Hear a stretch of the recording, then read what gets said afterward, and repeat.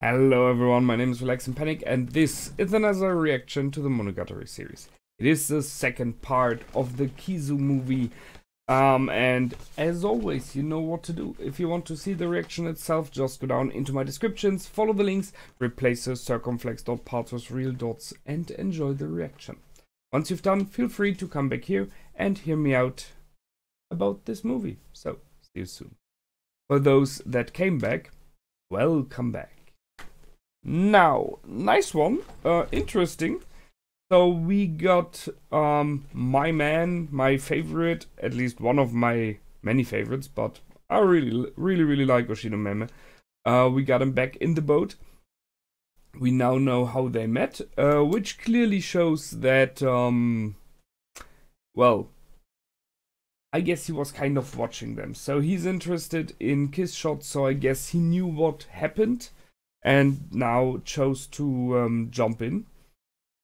The interesting thing for me, I mean there are many things, but just because I have it on my mind now, when the camera zoomed to him standing on top there watching Aragi being in trouble, there was the sound of a helicopter again. And I remember saying in the beginning of the movie there was this helicopter sound as well. So I guess, just guessing, that he watched Aragi burn there as well, and he did not jump in. That's interesting. Instead, he waited for later, and so I think he watched it and wanted to see what's happening, and he saw Kiss Shot, or Hard Under Blade, jump out and rescue Aragi. So, I mean, this draws a picture about the relationship of Aragi and Kiss Shot with each other. So possibly that's why he's kind of trusting her, that she really wants to help Aragi becoming a human again. It is, however, just a theory of mine. It would be an interesting reason, you know.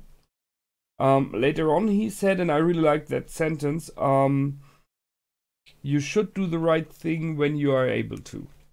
So that's something that feels to me, from what I've seen so far in the series of Oshinomeme, a bit like it is his credo. Like he is just a genuinely good guy who tries to help if he's able to. He gets paid for it, no question there. But if he's able to help, he will possibly do it. However, we started off with a black screen and this incredibly high number of 157,000 something, and then seconds running in the back. So I might just check for that one again. I just realized, because I thought it was years, but I think I was wrong there. Let me see. The good thing with the movie is you can just click in later on. There it is. So seeing seconds, minutes, days. I guess it's days.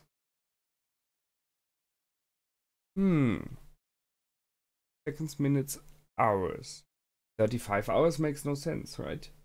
So the last ones are seconds that are running through, which means the 15 has to be minutes and then 35 hours? I have no clue what this number really means.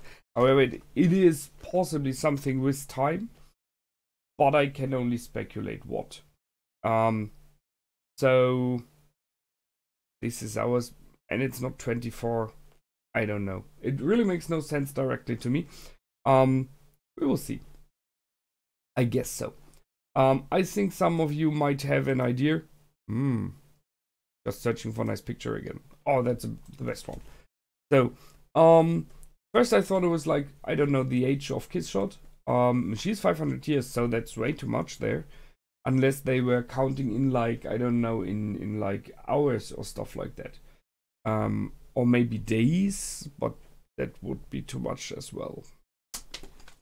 No clue, as I said. No, it might not. Wait, 500, 300, not really fitting. Okay, so he wakes up after 2 days, Aragi does. Is completely healed, is fine. The small version of Shinobu is lying next to him now, She seems a bit more grown up in this movie than she is in the series, however. Especially later on in the pictures, like here, she more seems like a teenager or a young teenager. It's a matter of design, you know? She's not this completely childish, except for like patting the head and moments like that. Then she feels way more the child that she was in the series. But as I said, it's a matter of art style and everything, so I guess that's why. She made some nice comments about sleeping 4.6 billion years. So in this moment you can clearly see that she's way more educated and way more clever than just a child.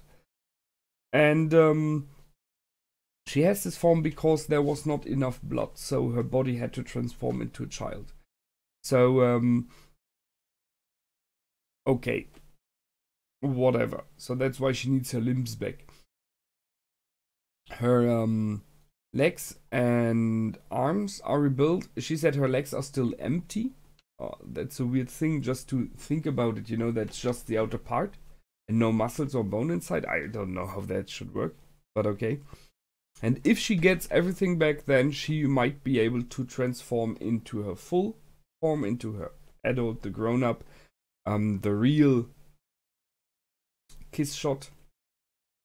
And then that's to be able to restore Aragi to being a human. I don't know if she's able to do that, but okay. I don't know her motivation there completely. I mean, clearly Aragi got to her by rescuing her without thinking about himself, and I think that's why she made him into a vampire, because, just saying, she states, when I suck the blood of a human, he turns into a vampire automatically. I think that's nonsense, because otherwise, if it would be true, then everyone she ever sucked dry would be a vampire, but she only created 2 subordinates so far. So I don't think that's right. I think it is a matter of will that you have to, in some things like Vampire the Masquerade and so on, you have to give the blood kiss some active thing to do to turn someone. But if it is in this world here so, it would mean that she never drank blood except for her 2 subordinates, which we both know by now. So, I mean, she is growing by sucking dry aberrations. So it might be. When Aragi was burning outside, she did rescue him. I really like that. So she was willing to burn for him. I mean, she's strong enough in general to survive the sun, but she's in a weakened form now, so there was a risk still, but she rescued him, and she was very clear about what she thinks about him, and he deserved it, although he did not know this would be happening. I thought for a moment there when she jumped into him, this is how the hole is created. If you remember in the Cram school, there were some scenes where it looked like there was a huge hole in the Cram school which was going through the floors. And I thought that would have been a good reason how that was created. Just saying. She, at the moment, refers to him as her subordinate, as her servant. I think that's something that will change. We've seen it change. Interestingly, right now, she is very active. She is very vocal. She's the one who calls the shots. In the beginning of Bakemonogatari, it was completely turned around. She was shy, sitting in the corner, not speaking, and all of that. I ask myself if they will show this transform, this change in attitude, before we are into Bakemonogatari. But then some of you mentioned it's the problem that some people wrote and directed and everything the series, and another one did the movies, so it might be clunky in some ways how it fits together. She wants to be called Hard Under Blade. Aragi calls her Kiss Shot and said it's a short version. Why not? You know, and there's a strange moment, and I asked myself if Kiss Shot, the naming, in its meaning maybe for her more personal thing, you know, more intimate maybe. Hard Underblade is clearly more strong, more devastating, more fighting based, dangerous, you know. It's more like respect person, while Kiss Shot, at least for me, feels a bit more close and intimate. Maybe that's why she reacted so strange. But maybe you have some informations about that. Okay, the petting head moment was cute. By the way, I'm still waiting for her for a moment where she encounters donuts. But I think that's what we have in the series, so maybe they will not show that.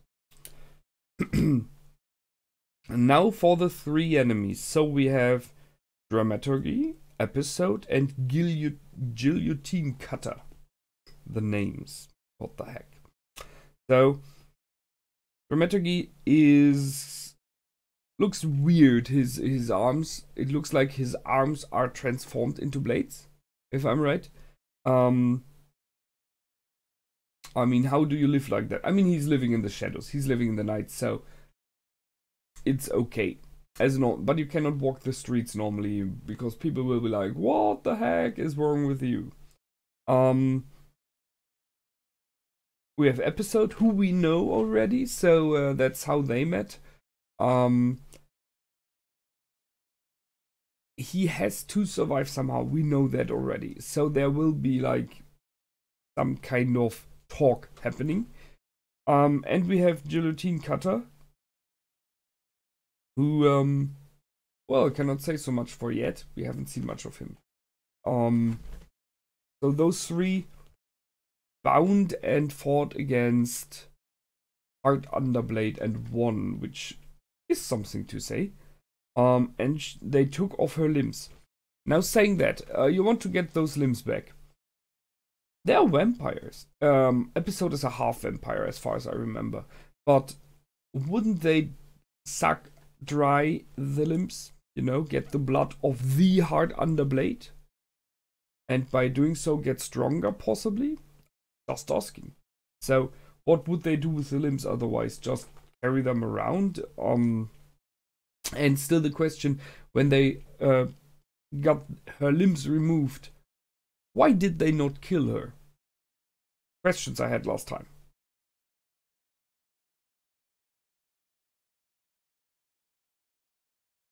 She sends Aragi after them, which I can understand, and the idea of him facing them one by one makes sense, but it feels to me like she really didn't think it through. So that's a bit weird, because on the one hand she seems to care about him, on the other hand she's sending him into more neither direct death. So that's weird. And is where Oshinomeme comes in and rescues him by destroying a building just by jumping down somewhere. And he jumps into the attacking 3. So he stopped the blade of Episode, where you might guess that Episode stopped by himself as well. And for both others, he just put a hand or a feet into their direction and they stopped by themselves. So, on that, they are vampires, so I guess they have very, very good reflexes and realize someone is jumping in. They clearly seem to realize who he is, or at least his presence, and they left. It was pretty clear that they did not fight, especially thus Oshinomeme mentions later on that he doesn't like fighting. So they saw him. He stated, "You are very energetic. Did something good happen?" Which he said later to Aragi as well. And by standing there and stopping them, he kind of, I think, stated, "This boy is mine for now. Get your hands off." And they did. So what is he for them? What happened there at this moment? Because we didn't see. Shinomeme later on mentions that he's willing to go out and talk to them, you know. He already did that. He stopped them killing Aragi. So I ask myself how dangerous he really is. If they were afraid of him and left because they were afraid he would, well, destroy them. Or has he such a reputation of being a good guy, of being the one finding a solution, that they really trust him And when he says this one's mine, just let him be, they will do it. I mean, that's a major difference. I would like the second one, but that would mean that Oshinomeme is a huge player when it comes into being trusted from the sides of 3 vampires. Adana Blade doesn't know him, which is pretty clear. So she's just said this guy. But then she wasn't in Japan for quite a while, as we know. He brought Aragi back to the Cram school, where Oshino sent Shinobu first. So she was going to the Cram school because of him as well. So he's puppeteering a little bit already. And he sets up whatever kind of a barrier. So the Cram school as an area, as a place to use, is again set up by Oshinomeme as it was in the original series. So still waiting what this Cram school is. I like what he calls himself. When he talks about himself, he mentions himself as being something like a keeper of balance, a negotiator, a builder of bridges. So he's a nice guy, you know, the one who tries to solve things without too much bloodshed. And that fits to what we've seen from him in the series. Not saying episode. Still not much light on him apart from that. So still I need more information about him. And he wants to help them to see if his shot is true to her word and tries to restore Aragi to being human again. I mean, in the end, she changed him into a vampire because of what happened, which he offered. So something happened there. Oshino says he's a keeper of balance. So I ask myself, in many ways, Kiss Shot was a tool when it came to balance. If there were like 2 powerful apparitions, she killed those. So she kept some whatever kind of a balance. Many predators in the world nowadays, or in the past, were keepers of balance. If they're not predators, they're too much of whatever normal small animals, and they will just eat down the forest, as example. So predators were needed to keep a balance in life as well, although those one being the prey would not like that statement. So I think if he sees himself as a keeper of balance, restoring Kiss Shot makes sense. Restoring Aragi to being a human again, possibly as well. Main problem as someone who's neutral and in the middle and tries to keep a balance is, if you push one side to get back into balance, you really have to know how far to push, or it will flip down the other side, and then you will have to readjust again and again and again. So we will see. That was the however the end of the movie. And in many ways you could have put it there. It's clear that there needs to be a second one about the interaction with the 3 who have the limbs. I am very well aware of that it somehow did not work. Because if it would have worked, then in the series we would have seen Kiss Shot as the adult version. So, and we didn't. So something there went wrong. However, whyever, wherever, we will see. And after the credits, there's this after credit scene which we have seen, and there is clearly something happening with Hanekawa. So it seems like the 3, or at least one of them, got Hanekawa as a pressure against Aragi.